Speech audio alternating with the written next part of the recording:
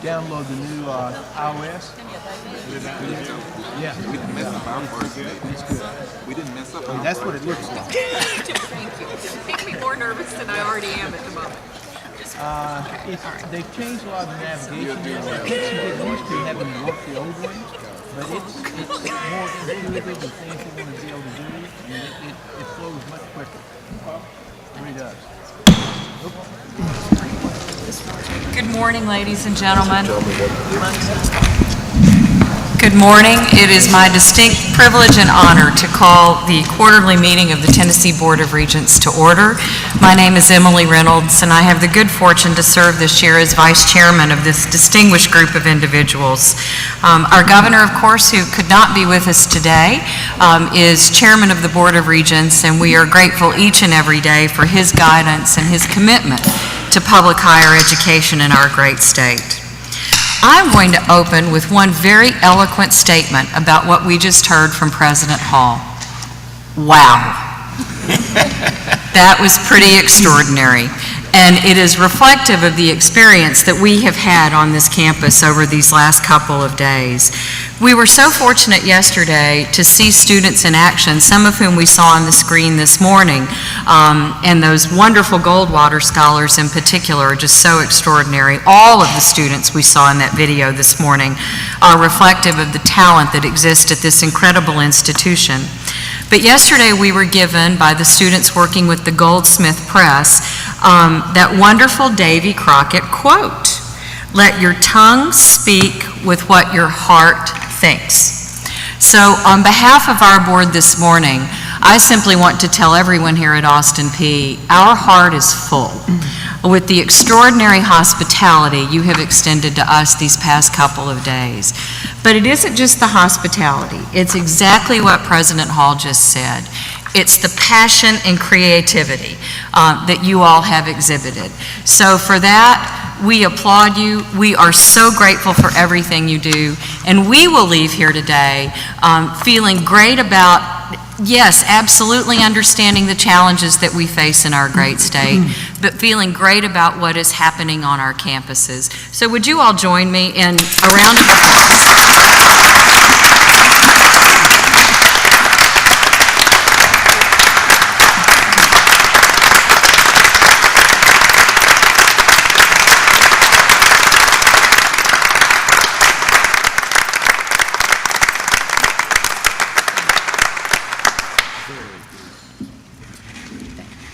I would also like to add that instead of the wake-up call at the hotel this morning, a rendition from the governor's own marching band would have been a lot of fun.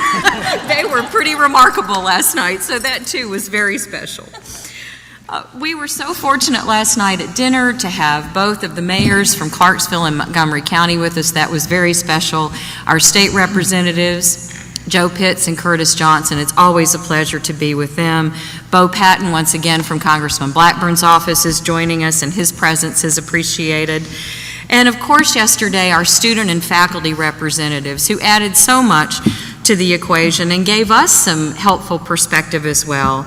Dr. Chad Brooks, of course, who chairs the Faculty Senate, Mike Rainier as President of the Student Government Association, Kim McPherson from our TCAT here at Clarksville, and Tim Dodson, our distinguished veteran, who has tremendous aspirations and is completing his education here at our TCAT and hopefully pursuing further education at Austin P.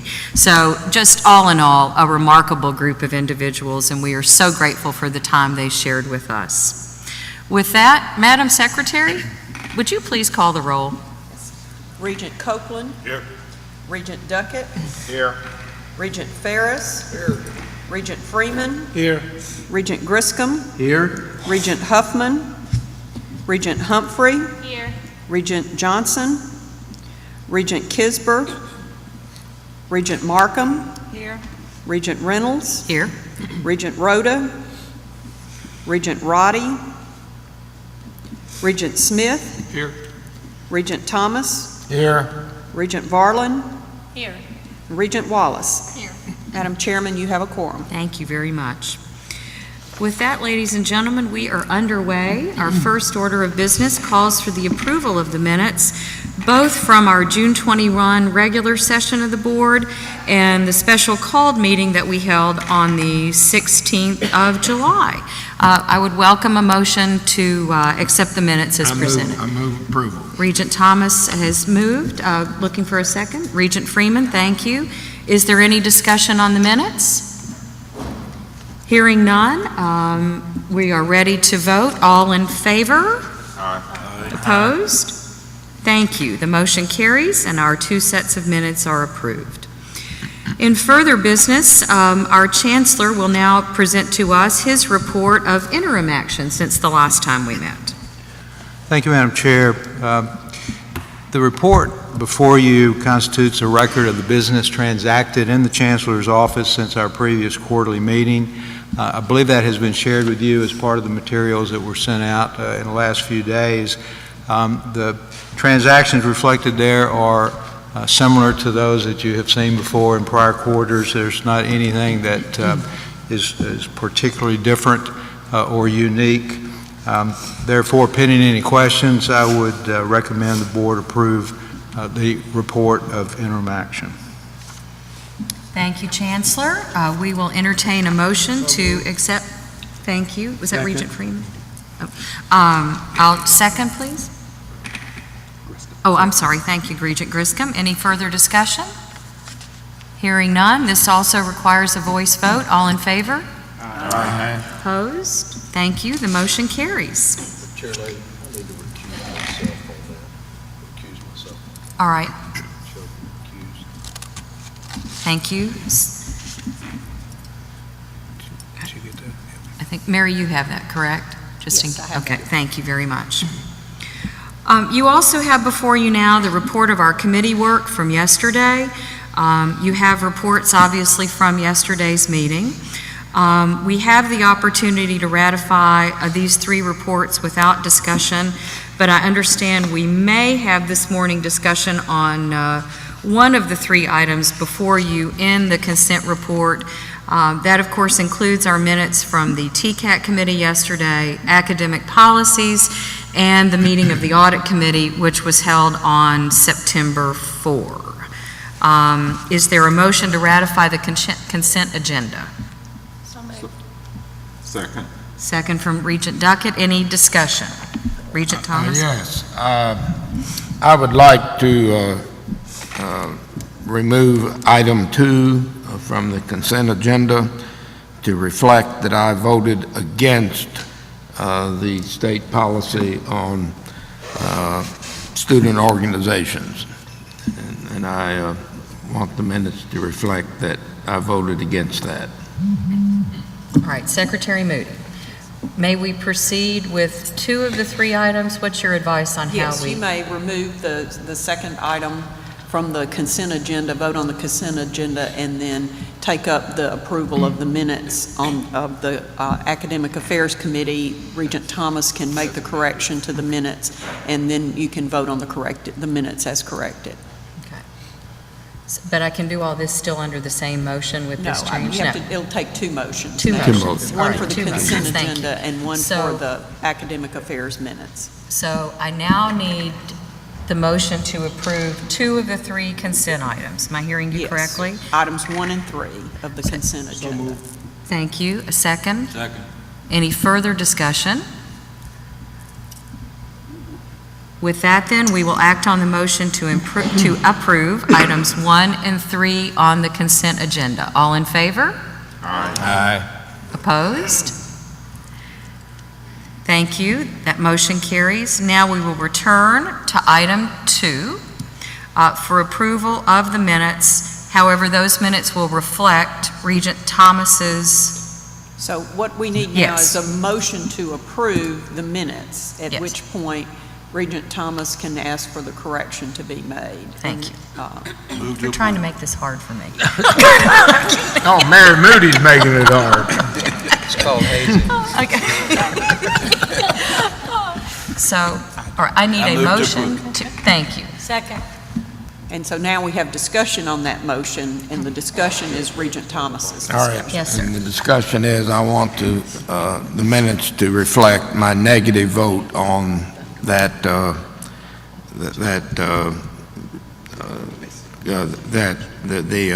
on the student organization legislation. Policy revision. Right. So if the original movement will amend his motion to reflect that? Pardon?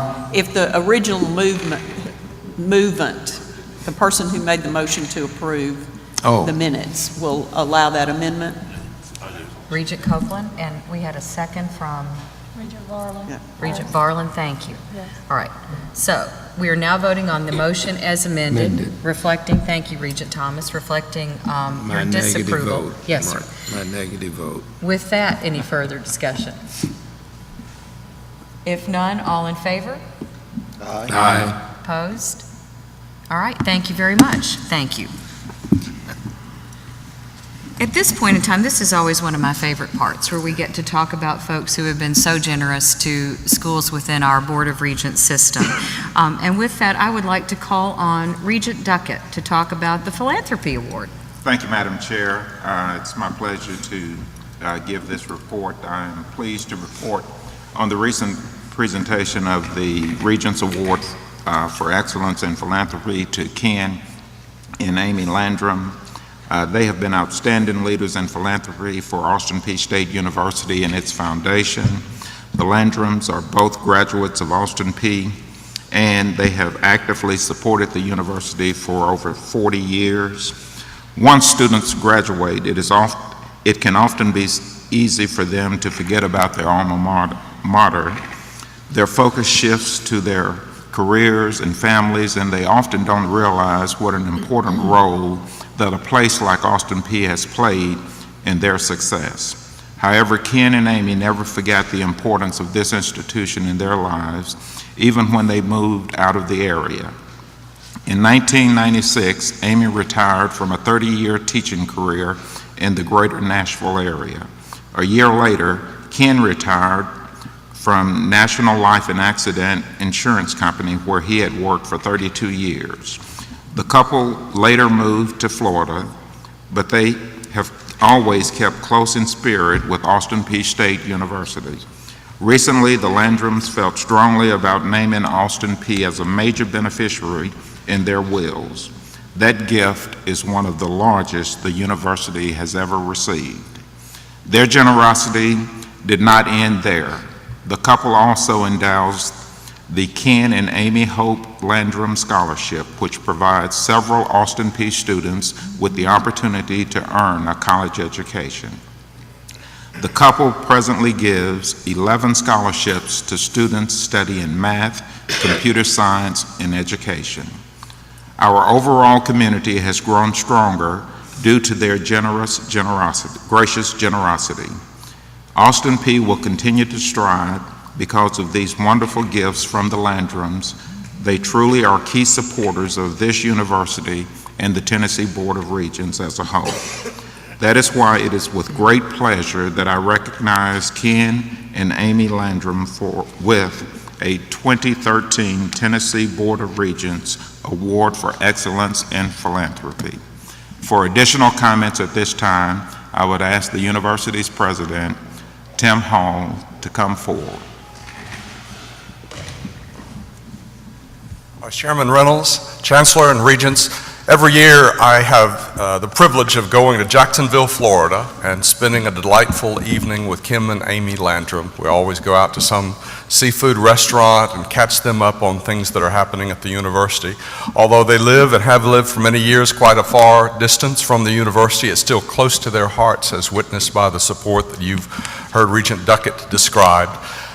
One of the things you may not know is that even after they took this handsome picture with Regent Markham, they've increased their giving to the university. I have to sign every new scholarship that is established at the university, and the signature that I apply with most frequency is a signature to scholarships, additional scholarships that are being established by Ken and Amy. We're so thankful to the Board of Regents for recognizing their generosity and for understanding what that generosity is going to do for the lives of our students. Thank you very much. Thank you, President. That concludes my report, Madam Chair. Thank you, Mr. Chairman of our Public Affairs Committee, Regent Duckett. And Regent Markham, thank you for taking the time to be part of this special presentation. Thank you, Madam Chair. I would like to make just one comment on the lovely evening. It was an outstanding evening, and the room was full of scholarship recipients. And as I looked out over the crowd, the Landrums, many of their scholarship winners were there. It was a beautiful evening, and the Landrums were a lovely, remarkable couple, and very grateful for the award. Thank you. Thank you. No, that's very special, and these are the kinds of folks who are examples for all of us to emulate. So once again, to Chairman Duckett, thank you for making this presentation this morning. Very special. Before I turn the floor over to our Chancellor for his report, I also want to mention, and we talked about it yesterday, but just so everyone knows, Parker Smith, our newest appointment from the Governor, is with us this morning. Welcome. Thank you. Thank Glad you. to be here. We're pleased to have you here. Chancellor Morgan, and I think we have some other special guests in the audience too you're going to recognize for us. Yes, thank you, Madam Chair. As Wendy makes her way up to give my report,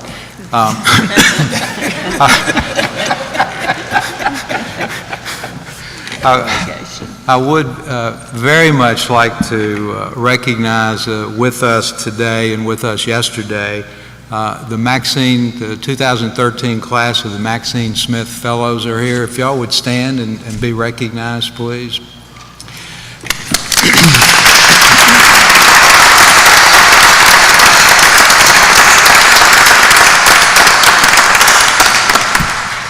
I believe this is the 9th class of Maxine Smith Fellows.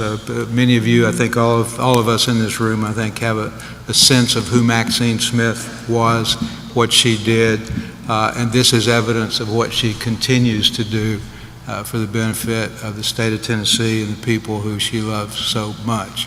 We're very happy they're here. This is an optimistic morning, President Hall. I mean, the things that are happening in this system, at this institution, all across the system, are reasons for optimism. And I would suggest to you that if you spend some time with listening to the Maxine Smith Fellows, the class of 2013, you will be even more optimistic for our future. So thank you. I would now like to recognize Wendy Thompson, the Vice Chancellor, that has been assigned a variety of duties, particularly one that I think is as critical as anything that any of us are doing, is helping manage our completion delivery unit and our efforts at student success all across the system. And I would call on her for her report, and then I'll follow that with some further discussion in a moment. Thank you, Chancellor Morgan.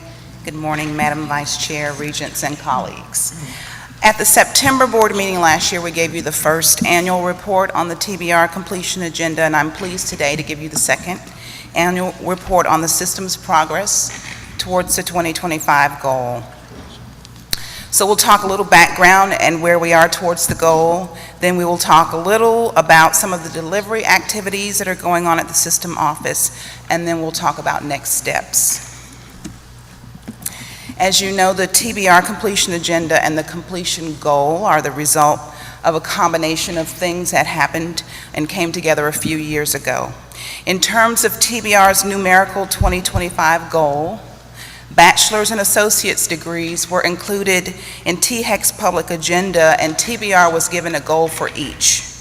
We chose to include community college certificates and TCAT certificates and diplomas in the goal, and we established targets for them as well, resulting in the overall completion goal of awarding 43,202 credentials in 2025 in these specified categories. This slide illustrates the trajectory from the baseline in 2008-2009 to the 2025 goal, and this assumes roughly 3% annual growth in awards for each credential category. In order to increase the likelihood that we'll continue to make progress, we developed a completion infrastructure at the system office.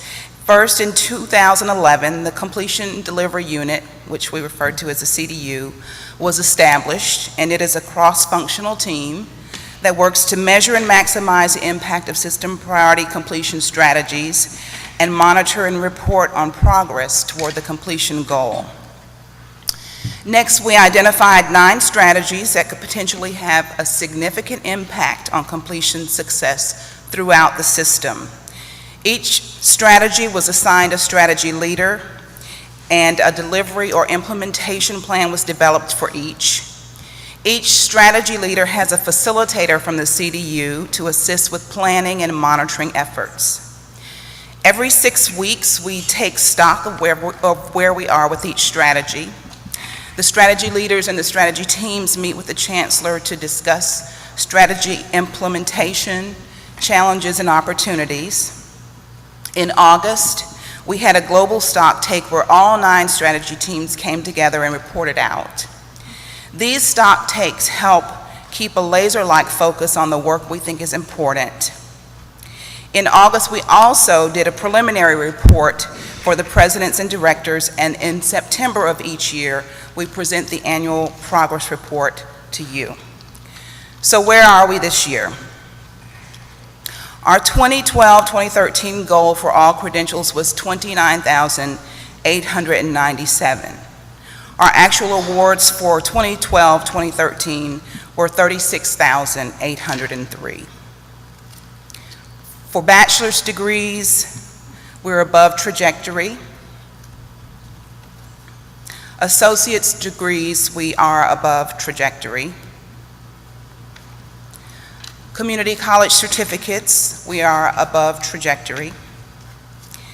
And for TCAT certificates and diplomas, we are above trajectory.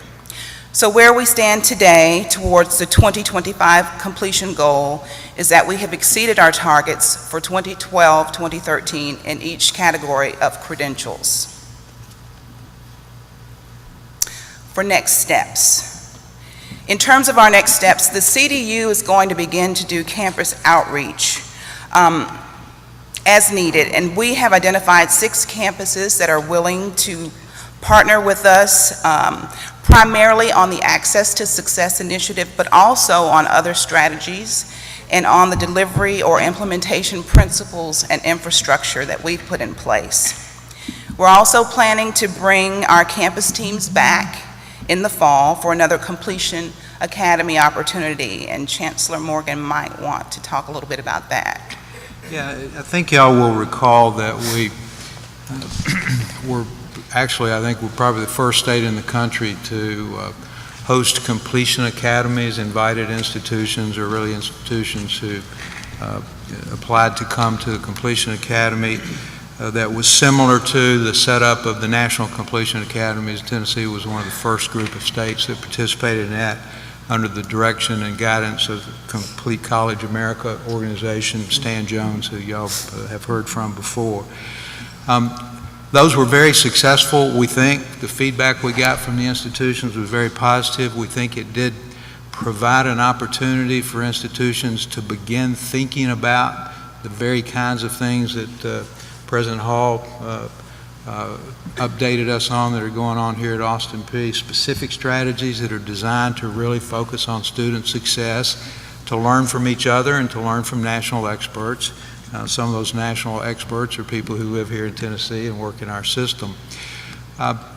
As we have been thinking about what's next, as Wendy says, what we intend to do this fall, and we're a little bit uncertain about dates. We're working with the governor to try to make sure that it fits his calendar, to bring those teams back together for an update, for a stock take, to see where we are in terms of what did you leave here doing or thinking you would do, what has worked best, what is the one thing that has worked best, and perhaps what is the one thing that you really attempted that didn't work quite so well, and try to bring all the institutions back together to further that discussion, to learn from each other, and really to celebrate the successes that we have had all across our system, like the ones here at Austin Peay. So we'll keep you apprised of that as the date firms up. We'd love to have as many of the board members come as could possibly do that. The governor has expressed keen interest in being part of that. That's why we're working around his calendar. So we think that will be a kind of a good next thing to do on our Completion Academy agendas. And finally, we understand that the 2025 goal of 43,202 is probably not the final goal in light of the Drive to 55 initiative. But at this point, we believe that most likely any changes will be at the certificate level. And so until we get further clarification on the TBR contribution to the Drive to 55 initiative, we're going to continue toward our 2025 goal of 43,202. And Chancellor Morgan, if you want to talk a little bit about the Drive to 55 initiative. Sure, and I think most of you, if not all of you, were able to be at the kickoff of Drive to 55 that occurred a few weeks ago. The idea of 55% of Tennesseans, adult Tennesseans in the workforce, generally age 24 and over, 25 and over, with a post-secondary credential, including all the things that we do, the diplomas we do, the certificates we do, as well as associate degrees, bachelor's degrees, and higher. As Wendy said, that is a new target. The public agenda that was developed as part of the Complete College Tennessee Act proposed that we would be, by 2025, at the national average of educational attainment. But as Wendy pointed out, those credentials that were being counted in that national average really were associate degrees, bachelor's degrees. It did not include workplace certificates and diplomas that we issue in our programs at both community colleges and technology centers. So the new target of 55 then adds this new layer of credential, or this credential that had not been part of the original public agenda document promulgated by THEC. So as this shows, we're trying to figure it out. We're trying to kind of figure out on an institution by institution basis what this means for our goals. We're comfortable that our targets for associate degrees and bachelor degrees are the right targets.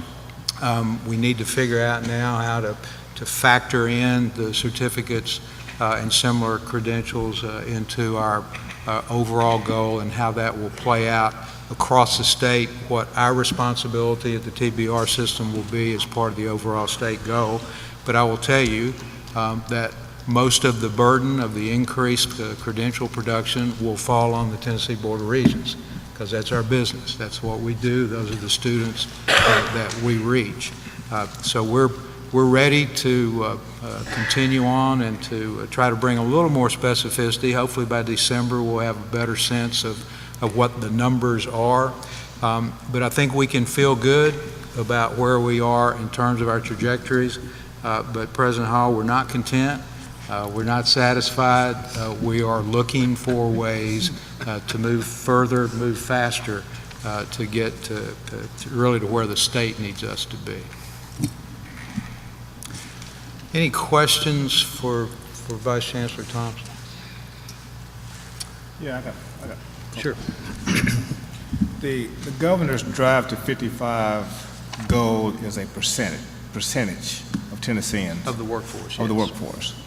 Our goal here for the TBR is an absolute number of 43,000 people by 2025. What part of the dropout rate must we manage to get to that 43,000 number? Because it seems to me that if the dropout rate is the same today as it is in 2025, and we get to 43,000, We won't get there. that would not make us a better organization. It just we just produce more people. Regent Freeman, it's an excellent point. And for us to get to 43,202 plus whatever else we add to it, Yes. we will not get there if we, is kind of, again, back to what Tim said, if we keep doing the same things that we've been doing year in, year out, we'll get the same results we've gotten year in, year out, and we will not get to these numbers. So in order to be successful, we will have to be attracting more students in our system, but more importantly, given the demographic realities of population growth, we have to do better with the students that we already attract. So if we still have dropout rates or attrition rates or lack of success rates that mirror where they are today, 10 years from now, we won't be close to this target. So this implies a significant improvement in student success, progression and success leading to completion. So maybe we can add as a part of our goal a decrease in the dropout rate. And that really is foundational to this. I mean, that is in fact the best pathway forward. I think our presidents probably and directors would probably agree with this. The best way forward to get to the kinds of results we need is to deal with those attrition issues, Yes. understand why they're leaving, try to intercede, try to intervene, and try to keep our students in. Chancellor, may I ask you two questions? Sure. Why did they not put in graduate degrees into this Drive to 55 as well? I'm not sure I can answer that off the top of my head, Regent Griscom. I think it's probably it probably is in their 55% that it includes post-secondary credentials of at least a certificate or diploma all the way up through. Okay. So I think it's in there. We have it. When you think about the workforce, you tend to focus more on the basic degrees as you think about workforce development. Although I will tell you, I believe that creation of higher level degrees or graduate degrees in large numbers actually is a tremendous economic generator that probably has a great relationship with job growth if you look around the country. But so I think their 55 includes that. Okay. The second question is this. It's very clear that to get to our numbers or the overall numbers, you've got to be able to go out and find those people who started down a path and fell out for a variety of reasons.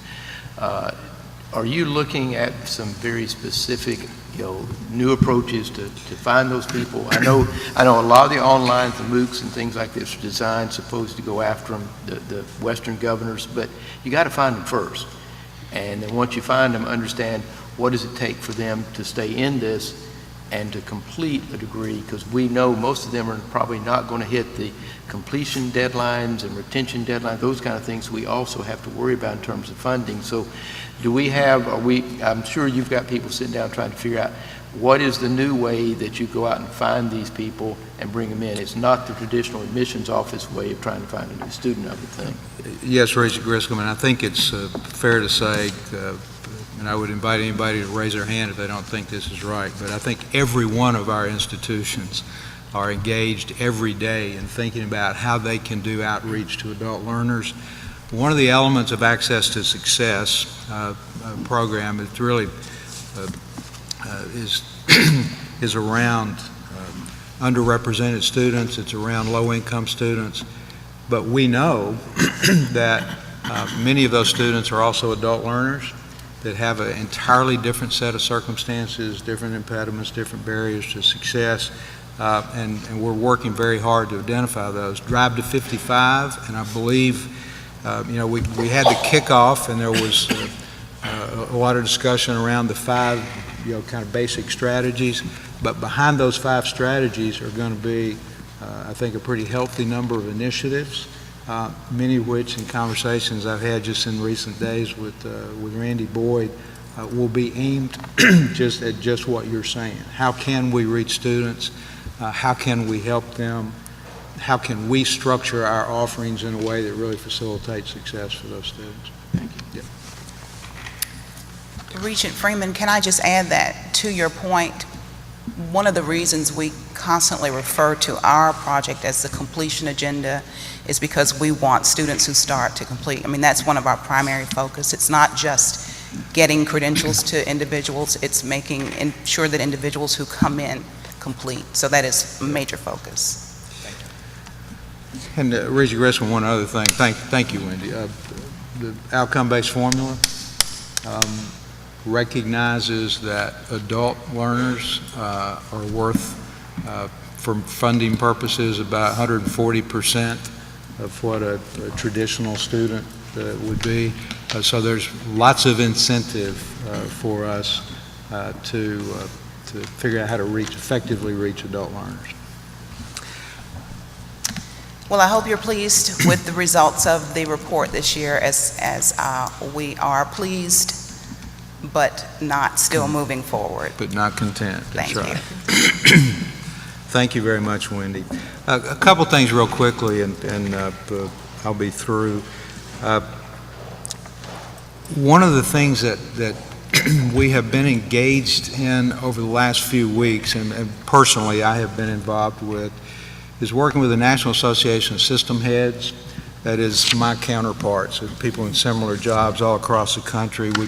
I guess we have 43 systems, public systems in that organization that represent the vast majority of higher education enrollment in this country. We are working with the Gates Foundation through our organization. In fact, we had what I believe to be a very productive meeting a few weeks ago with the higher education team from Gates around the interest that the Gates Foundation has in taking this to scale. I mean, what we know, and the work that's been done at our institutions as a result of, but really predating the Complete College Tennessee Act, is we have collectively a pretty good idea of the things that we can do that will make a difference in terms of student success. The difficulty is taking that to scale. It's taking that pilot that was successful and growing it, expanding it, moving it across a campus or across the entire system. So the Gates folks have recognized that systems have a very critical role in taking innovation and improvement to scale. And they're looking for opportunities to help promote that. So we're meeting with Gates. There's continuing conversations go on. There'll be another one in 3 or 4 weeks where they may very well be in a position to bring some significant resources to the table for states to compete for. And based on what you've heard in our strategies that Wendy and her group are helping coordinate, facilitate within the system, that tie very closely to the kinds of things that we heard President Hall and others. We'll hear some more of that in a few minutes, I think. We believe we're well positioned as a state, perhaps as well positioned as any other, to be successful in engaging with the Gates Foundation and the National Association to help us move forward on these agendas, to move forward on our guided pathways to success initiatives, including learning communities, including cohort block schedules, and the kinds of things that are, in fact, logistically extraordinarily difficult to pull off, but we believe they have value. Looking at how do we close the gaps in achievement, because if we are going to be successful in reaching our goals, we will have to be more successful with students that historically we have done the least with, been least successful. So I just mentioned that to you. It's something that we're excited about doing. We're positioned, we think, to be successful in that effort. One of the things that Gates has insisted, that if a state is going to be competitive in this process, they have to be committed to data-driven decision-making. Some time back, y'all were willing to help us by allocating resources into the development of a central data repository and electronic data warehouse that is continuing to be developed. We're making progress, and I think we will, perhaps by the time we're back here in December, but certainly by March, we'll be able to start showing you pictures and things that are being generated through that effort. So we are excited about that. If we can get their help, it will help us accelerate what we're doing and be able to put us in a position to work with the institutions to be much more successful. And then finally, Madam Chair, I will mention that we have had, under the able leadership of the chair of the search committee, Regent Griscom, our first meeting of the Cleveland State Community College Search Committee that took place on the 16th, I think.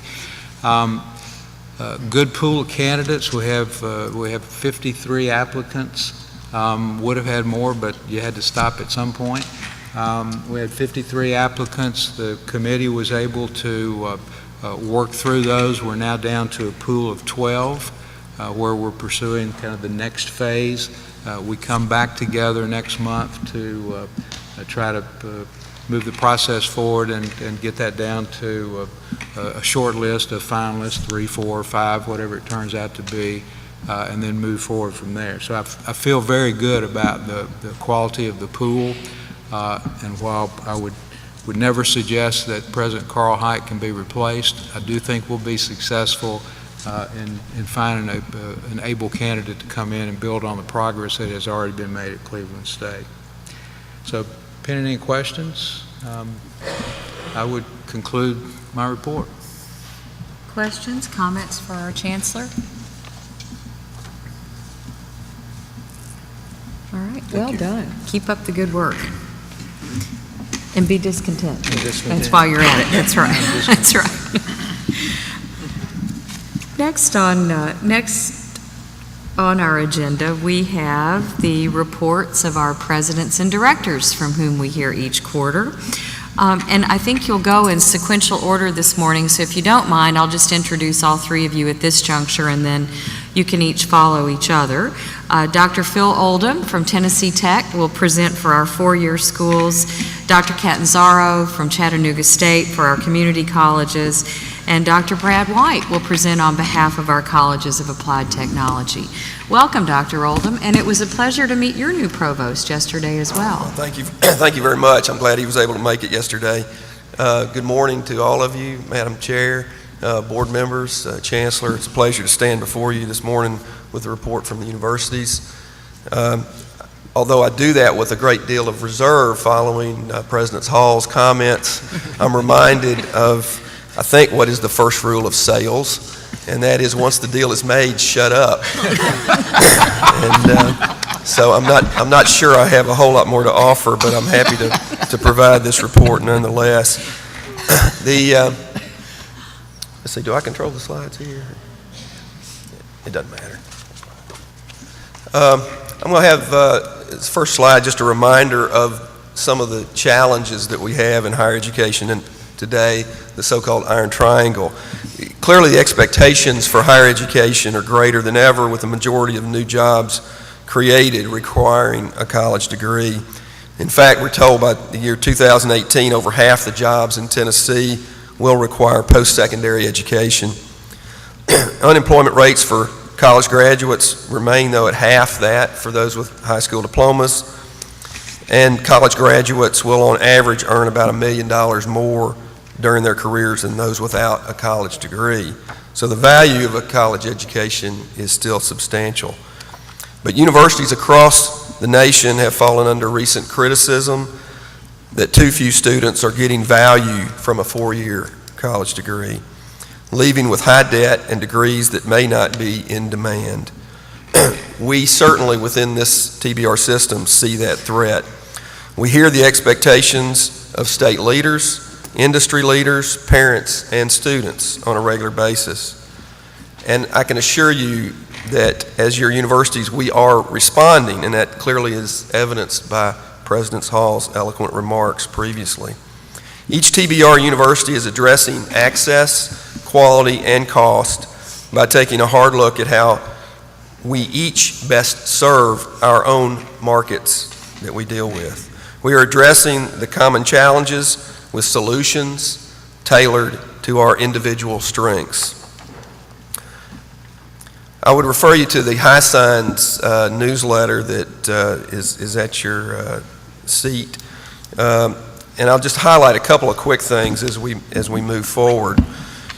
One of the main reasons in which we do respond to these growing challenges is first and foremost, again, as President Hall alluded to in many cases, we listen to students. That's how Austin Peay developed the Degree Compass, a course recommendation tool that helps students select courses and majors suited to their talents. It's also why MTSU added almost 1,000 parking spaces to address the needs of an expanding campus.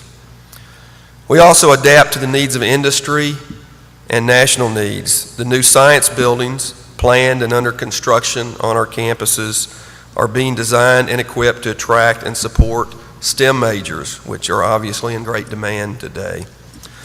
Our universities are also collaborating regularly within the system and with other nationally leading universities. In the universities in TBR, we provide a worldview that only universities can provide. TTU's Spanish and nursing students survived over a week without cell phones or internet access in Cuba to learn about a holistic approach to health care. We are certainly a good investment. You'll see several of our universities leading national lists for quality, affordability, and value. Online College Database highlighted 11 Tennessee colleges and universities with annual tuition of less than $20,000 and whose new graduates' average starting salary is more than $30,000.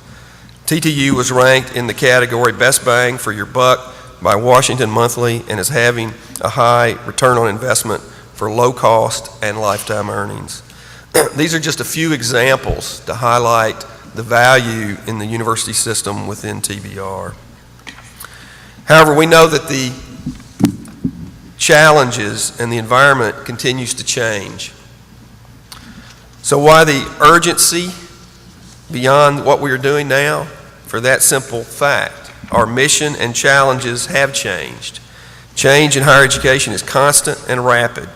We are expected to help drive economic development, supply the next generation workforce with specific skills, create intellectual property, and enroll and graduate record numbers of students, to name a few.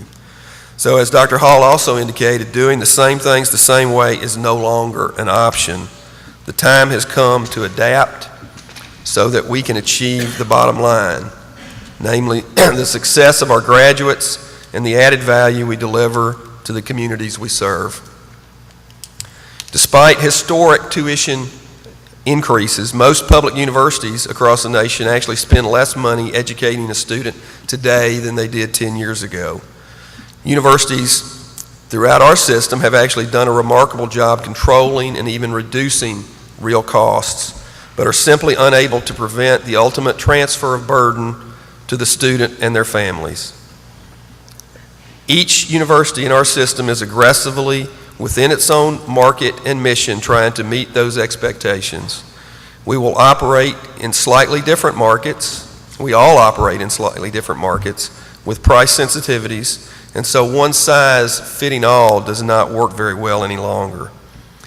Without historic levels of financial support, additional support for flexibility in management of the available resources is key to our future. However, with flexibility comes responsibility. We must understand our institution's strengths and weaknesses and rapidly make changes that are good for our students and our state. And we have to measure our efforts so that we can continually improve and adjust our approaches. You might doubt that a university can move so quickly and responsibly. In the past, you often would have been correct. I think your experience here at Austin P the last 2 days proves to you that that is not the case any longer. The truth is we can respond, given the opportunities and the flexibility to do that. I'd like to take just a few minutes to highlight some efforts we have going on at Tennessee Tech currently with plotting the future and what the future might hold. There's a booklet at your seat as well about flight plan focus for the future.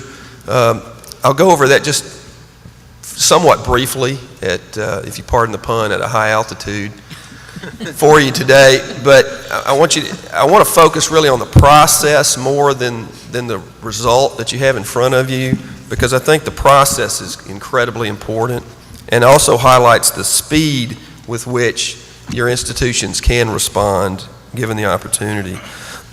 This started less than a year ago. In October of this past year, we embarked on a process to identify basically where we were as an institution at Tennessee Tech, how we were positioned within the higher education marketplace, and obviously then to use that information to plot a path forward. Where do we go from here? So what really started out as a mirror for a lot of self-evaluation has subsequently turned into a lens, if you would, to help us focus our efforts for the future. So the direction that builds on Tech's differentiators and it enhances its value for the state of Tennessee, that obviously then lead to actions that support that vision. Over the course of this past several months, we've had over 50 individuals on campus working with a steering committee and with an external consulting firm, the Huron Group, to very aggressively, in a data-driven format, to make an assessment on who we are as an institution. So this has been a challenge on most campuses to be able to do this rapidly and still be inclusive in your approach. I feel very good about where we have come and what we've been able to do, and the campus is excited about the opportunities moving forward. So the flight plan now serves as a blueprint that guides us for the future. As I indicated, it's data-driven, which removes a lot of the anecdotal and emotional appeal from whatever the past may have had or offered. It really points you to identify those specific actions that advance the institution from its current position. As I said, this has happened fairly rapidly. We've moved from October of last year through what would be considered in the private sector a gap analysis to identify what our current situation was. We identified a set of national and regional peer institutions, looked at about creating about 10 high-level strategic metrics where we would compare ourselves to that peer set, looked at the gaps or advantages that we might have in some cases, and then obviously moved into determining actions that could be applied to move the needle within our context to advance within that peer group. So what were some of the criteria that we were looked at for the gap analysis? Obviously enrollment size, STEM focus, being a technological university, Carnegie classification, and so forth. You can look over the list, and as you will find that most of our universities within TBR have unique aspects to them, and Tennessee Tech is certainly in that category. And so to identify institutions that are similar in some ways it can be a little bit of a challenge, but we came up with a fairly significant list, actually 3 lists that go all the way from aspirational peers and national comparative peers, and then we wanted to also look at in-state peers, obviously for Complete College Tennessee Act ramifications also. So we have 17 peer institutions that we have identified for our own purposes of measuring our progress on these key indicators. Now the key indicators are on the right-hand side of this chart, the metrics that we'll look at. And you notice there's 10 of them, 6 of which are in bold, which indicate that they are also, those 6 are also key metrics in the Complete College Tennessee funding formula. So there's a direct correlation between what we are measuring and what we are attempting to achieve with what the state has told us very directly they are interested in paying for. And it aligns in strategic areas of assessment, and obviously there's strong rationale for each of those metrics. And so based on a renewed Tennessee Tech vision that I'll unveil to you in just a second, we have then identified from that gap analysis 4 areas of focus that we believe will achieve the gains that we seek to have, or goals we've set based on state needs and institutional priorities to enhance or improve the undergraduate educational experience, to pursue a stronger technological base for the institution as the state's technological university, to achieve distinctiveness within our academic programs and research activities, and obviously to support through infrastructure and resources to make all those achievements. Out of that, we have come up now with a list of 12 priority actions, 6 of which are immediately addressable and actionable. They have already been resourced in this current year's budget and are actively being pursued. The other 6 need a little more time to develop in terms of the exact planning mechanism and how we would go forward, but resources are being identified for those as we speak. And again, all of these will be measured then by those, fundamentally by those 10 strategic metrics that we have laid out that would enhance the institutional performance. So from this, then, we have a renewed or revised vision statement for Tennessee Tech, which simply states Tennessee Tech will be nationally recognized as a leading technological university in the South, providing academic, economic, and cultural leadership in the region, and producing practical, ready-to-work graduates from a broad range of academic disciplines prepared to compete in a technologically driven world. We feel very excited about this approach. I think we have gone a long way into getting buy-in from all the various constituencies on campus and off for this movement.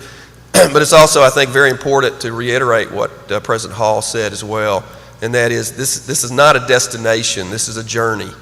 And as we peel this back and continue to peel this back, it's important to realize that this is not a strategic plan in the traditional sense, but rather a lens to help us focus our efforts in the future and continue to be organic in nature, so that as those challenges and as those opportunities change with time, we can move with those changing demands. So it's a pleasure to present this to you today, and at this point I'll be glad to answer any questions that you might have. Thank you. Well done, and certainly a very professional approach. And I'm reminded of the old Chinese proverb, the journey of 1,000 miles begins with the first step. And boy, you guys have taken a very big first step, so well done.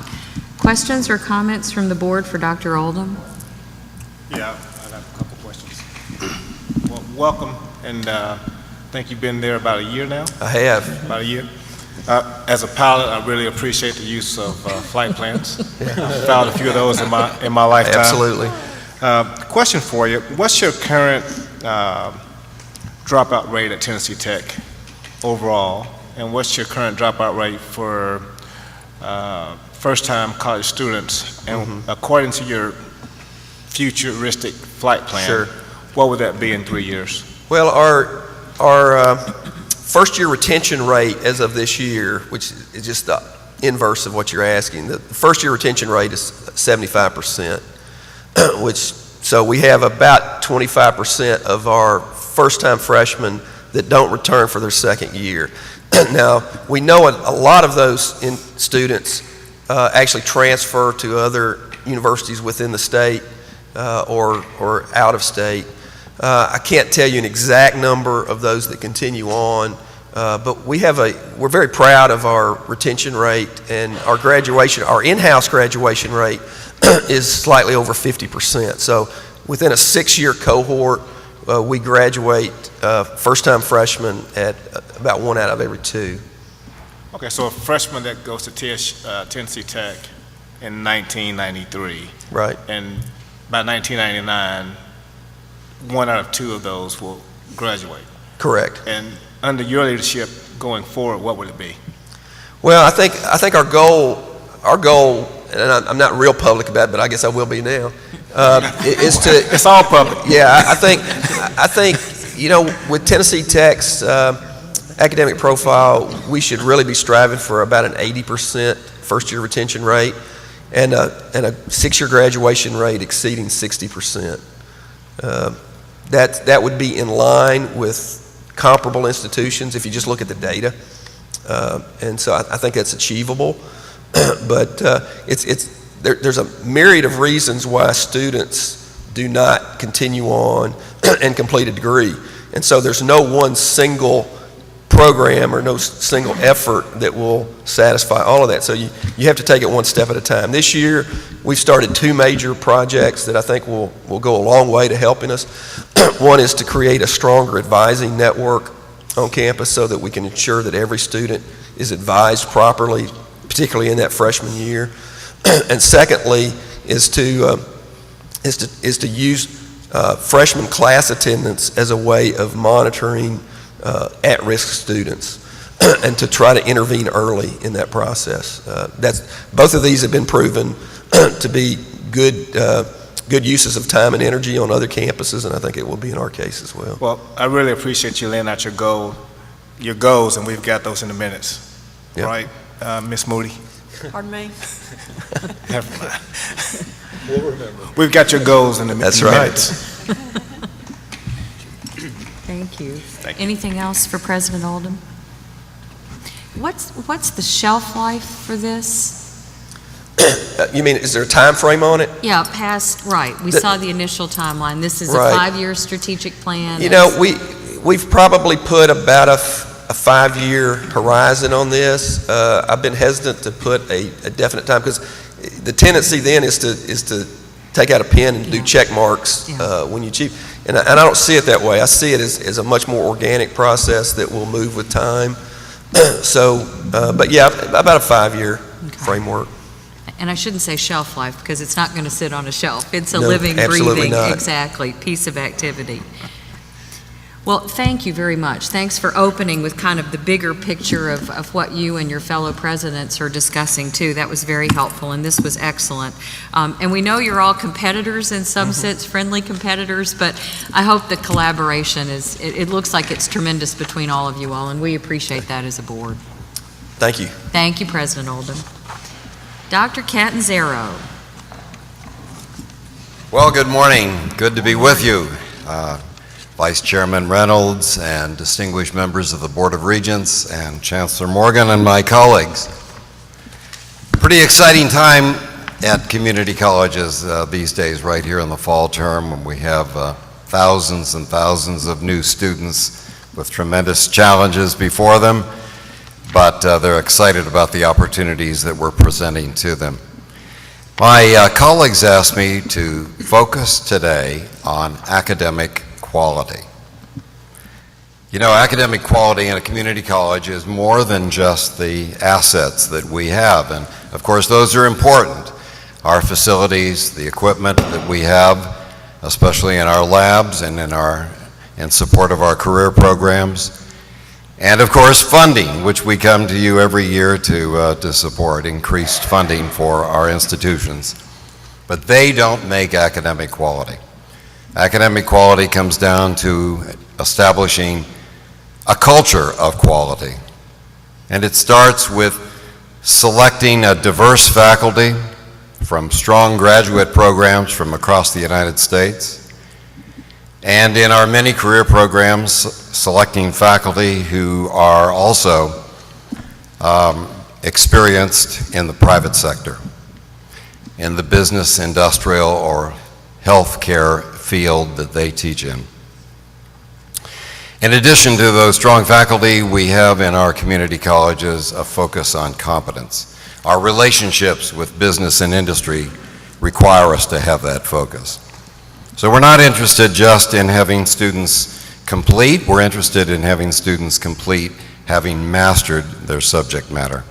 So when they go to work in our businesses and the industries of Tennessee, they are from day one successful. They are from day one capable of performing at an acceptable level. And then in addition to that, quality comes through partnerships. We have partnerships with our TBR universities, with UT universities. We have partnerships with business and industry, with our communities, with the chambers of commerce, manufacturing associations, and the like. These partnerships really buttress our college efforts, strengthen our workforce development efforts. And finally, a culture of quality depends on the students, motivated students. And our students, in many ways, are uniquely motivated. They are mature students, in many cases. They are first of their family to go to college. They are students, overwhelmingly, who at some point in their experience at a community college, they find or discover a career. And it's a career that excites them, that gives them an opportunity that they had never envisioned before. And I'd like you to meet one of those students. She meets all those requirements. I'm going to be careful here and say she's mature. She's first of her family to college. And yes, indeed, she has a career in mind, and she's in pursuit of it. And to introduce her, I'm going to have her president from Dyersburg State Community College, Dr. Karen Boyer. Will you please come forward and introduce her? Thank you very much, Dr. Catanzaro, and Madam Chair, members of the board, and colleagues. It's great to be here to introduce Miranda Davis. And I know we have some photos. You can take a quick look, but you'll see the real person here in just a second and be up here at the podium. But Miranda started her journey on this award-winning year that she's had last fall. Just about this time, she completed an application for Phi Theta Kappa scholarships and awards, and we have hundreds of students in our community colleges that do this every fall. And she was chosen from Dyersburg State. She was one of two here in this photograph to win the All Tennessee Academic Team Award. She was chosen to represent Dyersburg State. Each of our community colleges select two people, two students. And she was, and our other students, they were one of about 1,800 across the country, and in Canada, some neighboring countries, the U.S. territories, there's about 1,800 applications. And there are about 1,200 community colleges across the nation. So she, out of the 1,800, of course, chosen, and she turned out to be the top student in Tennessee. So being the top student in Tennessee, she was awarded a Coca-Cola New Century Scholarship Award of $2,000. And she received that award. I was able to be with her in San Francisco at our American Association of Community Colleges convention last April. She also went on to be selected out of being the top 50 in the nation, the top one for Tennessee and the other states. She went on to win the category of a Goose White Scholar. This is a family that supported scholarships and won the top 20 in the United States. So we're really proud of her achievements. She did this based on her academic record. She has a perfect record. Her leadership accomplishment and her engagement in Phi Theta Kappa projects. And I think you're all wearing Commit to Complete College, Community College. It's our Community College Completion Corps green wristband. And this is being worn across our country. The whole country's involved, but our state certainly is involved with Drive to 55. So it all fits with trying to help more students be successful and complete their credentials. So with all of these awards, she has a great story to tell. Besides this award, I think, Carol, we have a couple other photos.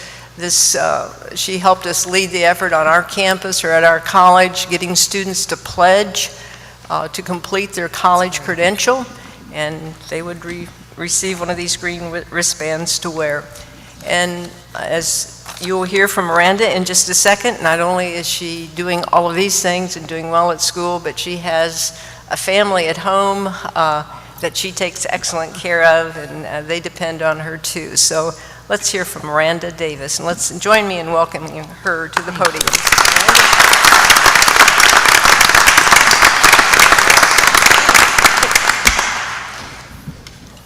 Discouraged, frustrated, anxious about the future, devoid of confidence, unfulfilled. 3 years ago, that would have been the woman standing in front of you. When I decided to go to school, I had 3 young children. This picture is about the time that I returned to community college. My oldest in the middle has autism. The one in the orange shirt has a rare genetic syndrome called Shwachman-Diamond, which is similar to leukemia. And my youngest was just about to start kindergarten. It was finally time for me to focus on my goals again. The way that I came to this decision is rather funny. My middle child and my youngest child were talking, and the middle one said to the youngest, "What do you want to do when you're a grown-up?" And the youngest one said, "I want to be a firefighter so I can help people." And the middle one said, "I want to be a teacher so I can learn them something." I decided at that point that all of my children would need a little bit of additional education, and I knew that their chances of completing college were increased if I did it myself.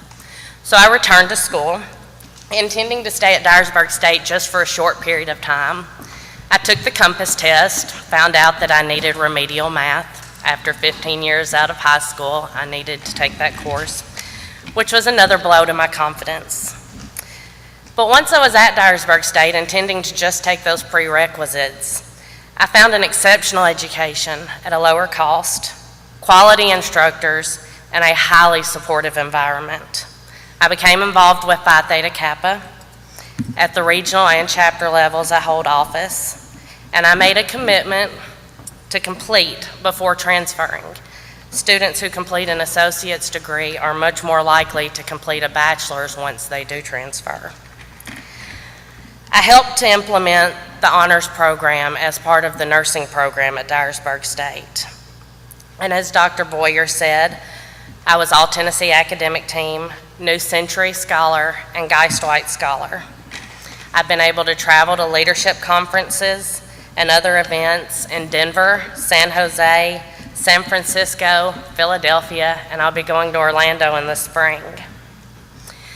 But the thing that made me stay the most was something that the Wall Street Journal mentioned not too long ago, and that is that Dyersburg State nursing students, on average, make more than $5,000 a year over those RNs from UT Knoxville. So my education at a lower cost will result, possibly, in my making more money after graduation. At this point, I'm considering several prestigious universities that I never thought that I would be able to attend. I'll go to work as a nurse as soon as January, and I hope to go to get my master's in nursing. There's an associate to master's program at Vanderbilt, which I'm considering, and I'd like to see more associates to master's programs that do encourage community college students to pursue a higher level of education. After getting that MSN, I hope to come right back here to where I started and teach nursing. So, that woman that would have stood before you 3 years ago is now hopeful, determined, optimistic about the future, and most importantly, appreciative. Thank you for all that you do to support students like me.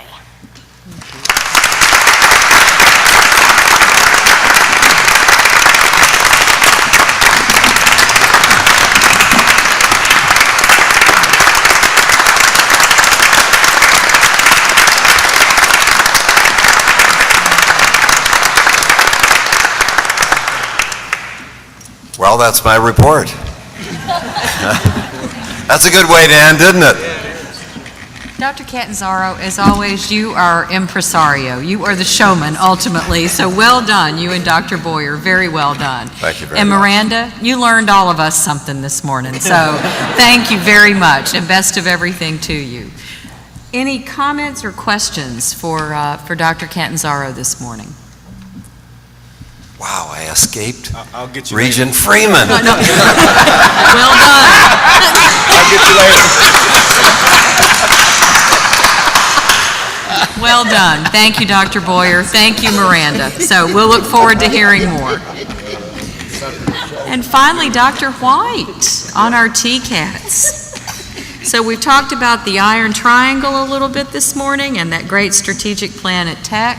We focused on academic quality and what it's all about, and that's student success. And now let's talk about our tremendous TCATs.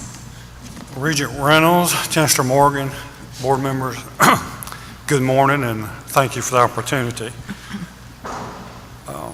First, I want to echo the thank yous to the staff at APSU for their hospitality and hard work in putting together this event.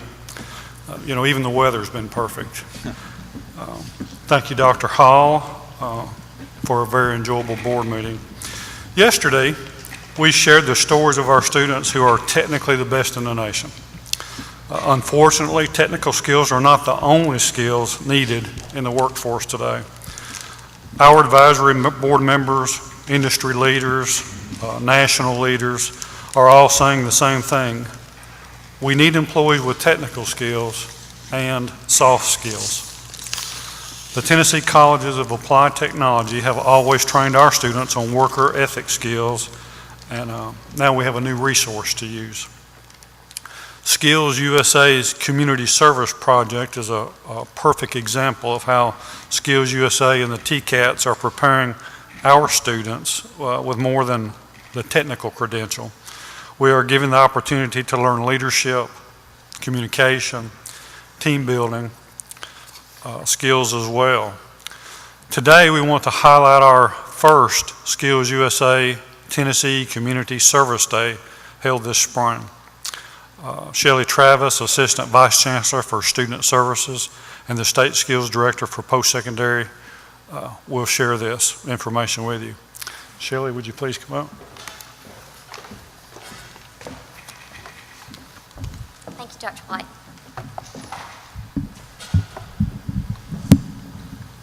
Good morning, Chancellor Morgan, Madam Vice Chair Reynolds, and members of the Tennessee Board of Regents. I'm Shelley Travis. I'm the Assistant Vice Chancellor for the TCAT system and the State Director for Tennessee Post-Secondary Skills USA. Yesterday, you had the opportunity to meet many of our gold medalists from Skills USA 2013 National Championships. We are very proud of these students and their accomplishments. However, as Dr. White noted, there's more to Skills USA than just the skills competitions. Developing leaders and responsible citizens is a fundamental goal of Skills USA. In fact, the Skills USA National Conference represents the single largest day of business and industry volunteerism nationwide. For the past 12 years, Timberland Pro and Skills USA have hosted community service events throughout Kansas City during the national conference. In addition, Skills USA students are encouraged to work toward earning a Presidential Volunteer Service Award for their documented hours of community service. And you saw many of our gold medalists for the Presidential Volunteer Service Award yesterday. Individuals that receive the gold level recognition have completed at least 500 hours of community service throughout the year. Our programs that were recognized in this category performed over 1,000 hours each of community service throughout the year.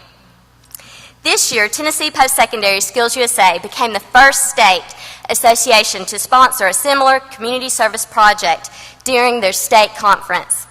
Over the course of 2 days, over 200 TCAT students, advisors, and administrators had the opportunity to give back to the Chattanooga community that so graciously hosts our state conference each year. Through the United Way of Chattanooga, we identified 2 projects this year. At the Chattanooga Food Bank, volunteers created emergency care packages for food bank clients in need, and you'll see those pictures from the food bank in one day of the service. Then at Rivermont Park, volunteers refurbished the massive downtown Chattanooga Park by replacing the roof, plywood, and siding on the main existing pavilion, restoring pavilion grills, painting the pavilions, spreading crushed rock on the walking trails, and mulching multiple playground areas actually to make them safe for the children to play on in Chattanooga. And this picture that you see before you, you see the female student. She actually led the welding team that restored the grills. And then in my upper right-hand corner, you'll see a gentleman in the red shirt. He is actually a TCAT Chattanooga student, and he is leading the roofing team. He is a deaf student of ours, and what you do not see is his interpreter that was helping him with our team of students that were on the pavilion roof. And then you also see the ladies that are spreading gravel on the many walking trails throughout that park. Leadership through civic engagement is a shared commitment of the TCAT system and Skills USA. Now I would like to share a brief video showcasing Project Giving Back to Chattanooga.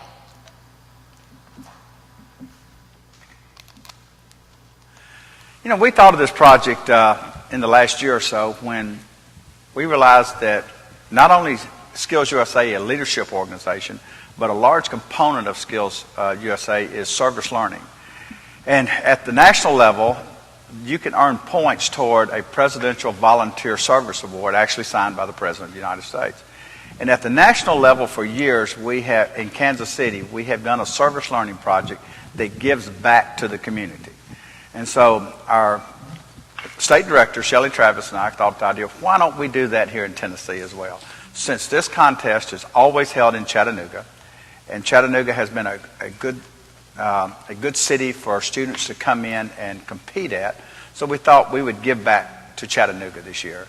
And we worked with the United Way initially to develop some projects that would be appropriate for the students to do.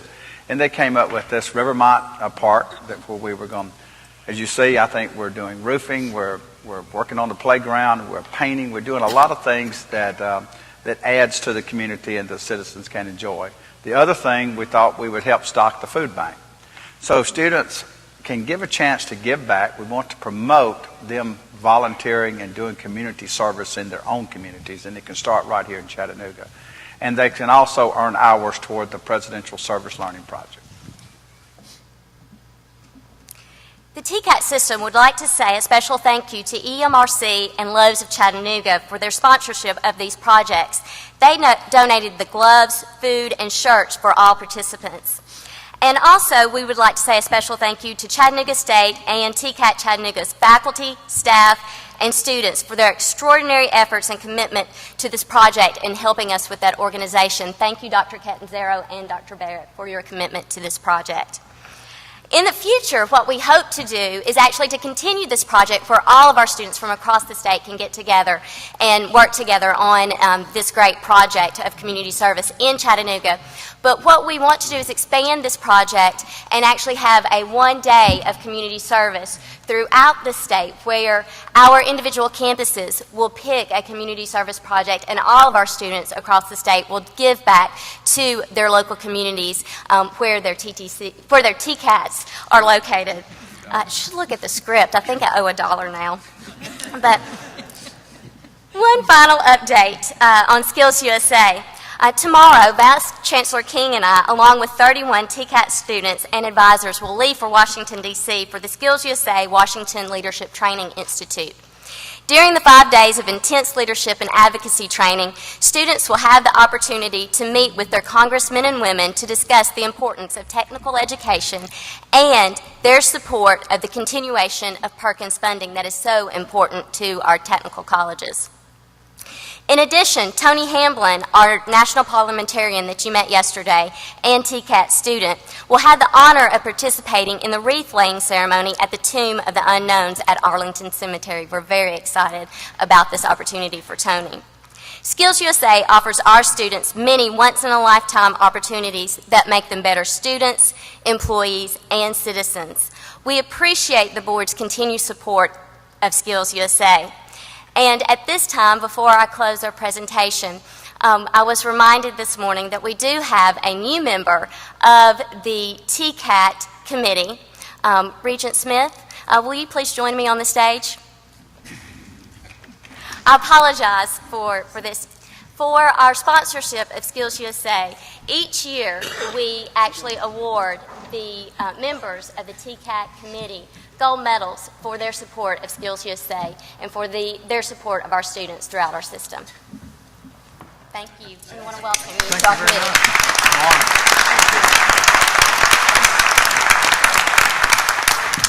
And Regent Griscom, I do realize that you cannot be with us as well. I have your gold medal waiting for you at the close of this presentation. So at this time, I will entertain any questions from the board. Questions, comments? We're glad our leaders are going to D.C. If you could help navigate through this debate over the funding of the government while you're there, that'd be tremendous. Get back to us on that. Okay, we will give you a report on that as well. Other thoughts, questions? If not, thank you. Thank you very much. Thank you, Dr. White. Absolutely well done. And the importance of workforce development is absolutely key to our system, but we want well-educated citizens who contribute to their communities as well. So this piece is very important. Thank you for sharing that with us. Thank you. And this concludes the TCAT Director's Report. Thank you. And Parker, I just want to tell you for the record, as your first meeting as a region, and I mentioned this yesterday, it took me 4 years to get a medal on this board. So, I'm honored. Well done. That's right. Well done. And some of us don't have a medal yet. Okay. I've been here 8 years and I still haven't had a medal. That's right.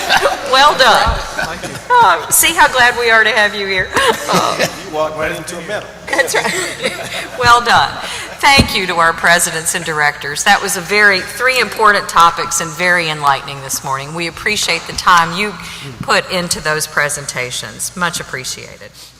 We have some unfinished business before us now. Chancellor, I will turn this back to you. Thank you, Madam Chair. You may recall back at our June 21st meeting, you were given notice of our need to amend our bylaws. Under our bylaws, you have to have notice at a meeting, and then subsequent meeting action can be taken. This is a technical change in the bylaws, simply reflecting that we no longer have Tennessee Technology Centers. We have Tennessee Colleges of Applied Technology. This will adjust the bylaws and name the committee appropriately, and I would recommend that you approve this change. Second. We have a motion from Regent Freeman, a second from Regent Duckett. All in favor of the bylaw change signify by saying aye. Aye. Opposed? All right, the motion carries. Thank you very much. Thank you. And does the charge go to $2 now as opposed to $1? That's right. We'll up the ante. There you go. There you go. It's in the bylaws now.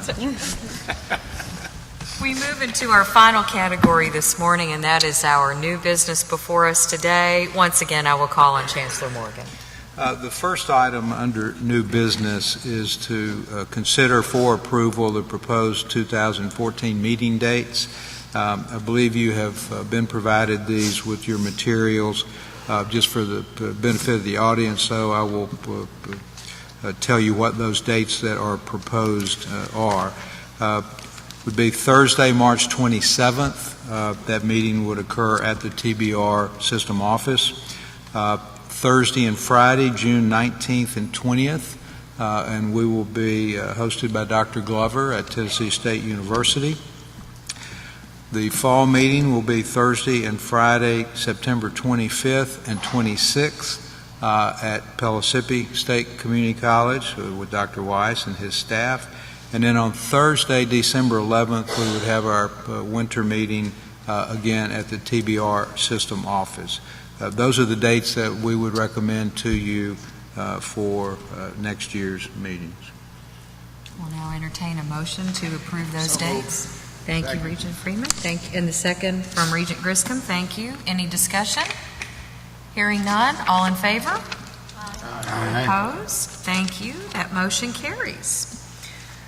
We now return to our minutes from yesterday's committee meetings. I believe this one might require a roll call vote. In the absence of Regent Roddy, who chairs that committee, I would like to ask Regent Ferris to present those minutes to us, please. Thank you, Chair Lady. The Personnel Compensation Committee met in regular session yesterday to review and recommend approval of the proposed revisions to the general personnel policy and institution compensation increases. In the absence of Committee Chair Regent Roddy, I move that the Board approve the report of the September 19 meeting of the Committee on Personnel and Compensation. This report includes the consent agenda items that included tenure upon appointment proposals for the universities and community colleges, the proposed revisions to general personnel policy, and the institution compensation increases as presented yesterday. That's my motion. I second the motion. Thank you, Regent Thomas. Any discussion on the minutes of the Personnel and Compensation Committee? Hearing none, Madam Secretary, would you please call the roll? Regent Copeland. Aye. Regent Duckett. Aye. Regent Ferris. Aye. Regent Freeman. Aye. Regent Griscom. Aye. Regent Humphrey. Aye. Regent Markham. Aye. Regent Reynolds. Aye. Regent Smith. So I wasn't here yesterday, is that right? If you've had a chance to review the minutes, you I've can looked vote. at them, I have. Aye. Plus you got a medal. Regent Thomas. Aye. Regent Varlin. Aye. Regent Wallace. Madam Chairman, the motion carries. Thank you very much. We now have before us the minutes of the Finance and Business Operations Committee, which also includes our minutes from the Ad Hoc Committee on Capital Outlay. Regent Ferris, I'm going to put you back to work here and ask you to present this, please, sir. Thank you.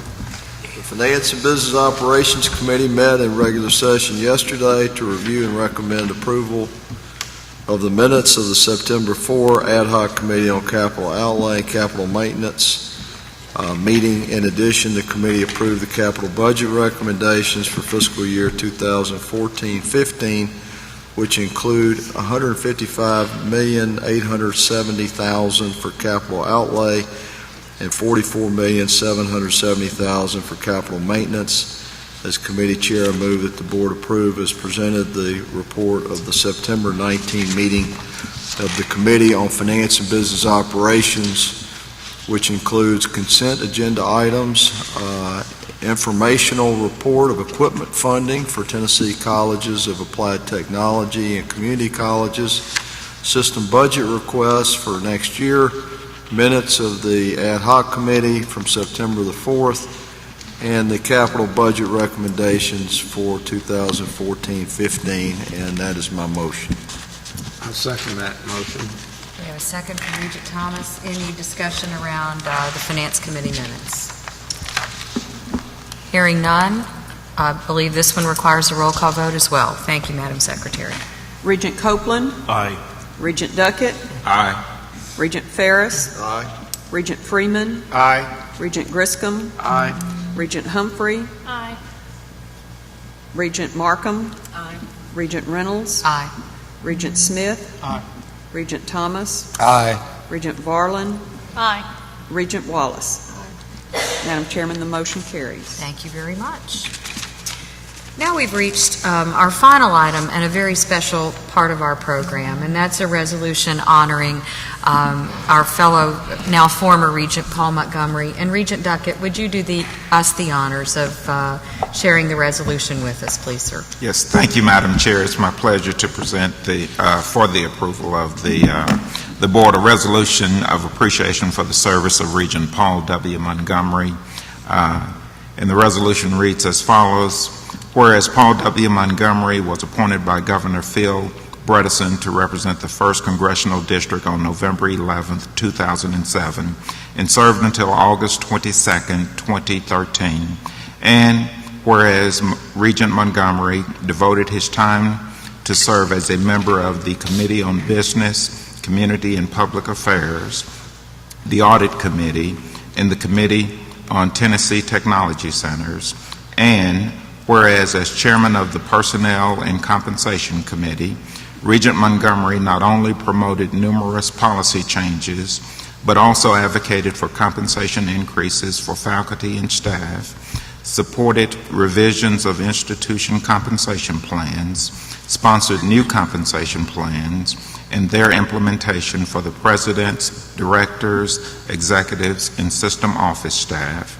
And whereas, believing that one of the most important responsibilities of a regent is to hire devoted and compassionate leaders for our institutions, during his tenure, he faithfully dedicated time and energy to serve on the 2012 presidential search for Tennessee State University, the 2011 presidential search for East Tennessee State University, the 2009 presidential search for Northeast State Community College, and the 2009 director search at the Tennessee Technology Center at Elizabethton.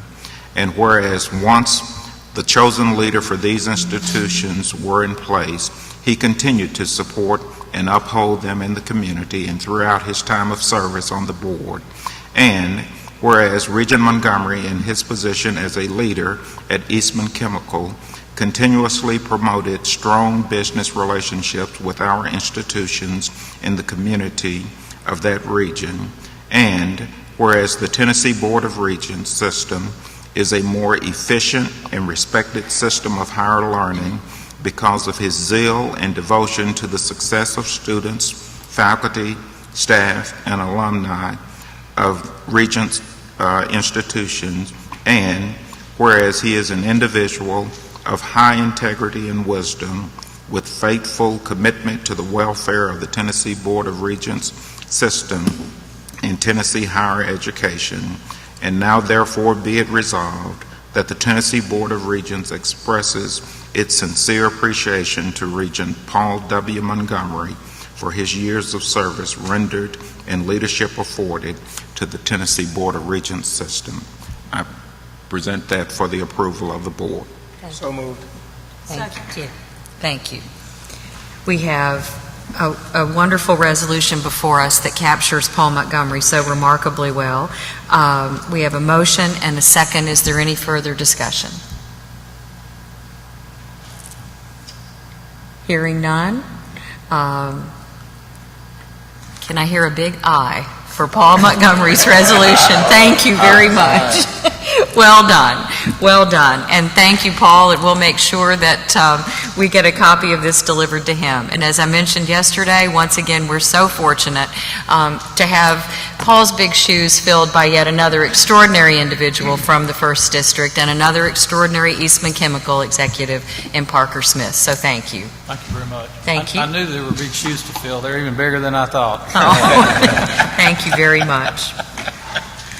So we have one more meeting remaining this year, and that is Thursday, December 5th. We'll be back at the TBR Central office. I know it's on your calendars, but just a friendly reminder. And Chancellor, do you have any announcements for us?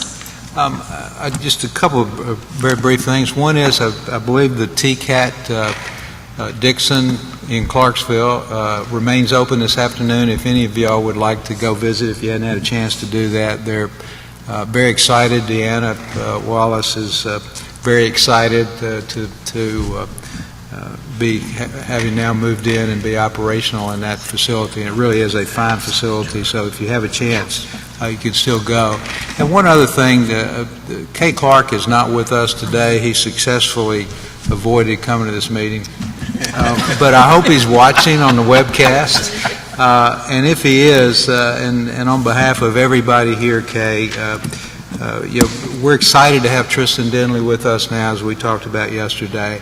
But Kay did a remarkable job with very difficult circumstances in an interim capacity, and I very much appreciate, and on behalf of the whole system, very much appreciate the work that he did in that role.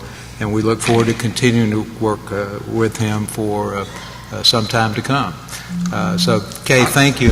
I'd like to hear that.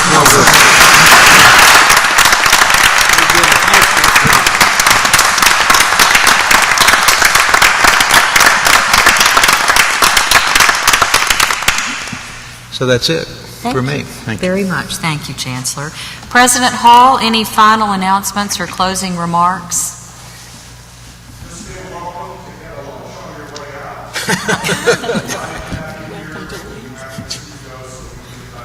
Exactly. Actually, Chancellor Morgan said to me yesterday, you know, we are like a family. Campuses are always pleased to see us come, and they're equally pleased to see us go. So you reflected his comments very well. And we appreciate the lunch because you haven't fed us well at all in these last couple of days. Just extraordinary all around. And of course, as always, to our TBR staff, Sanja Mason, Phyllis Anderson, Carol, thank you all from the bottom of our hearts. You are wonderful to work with, and we are so appreciative of all you do for us.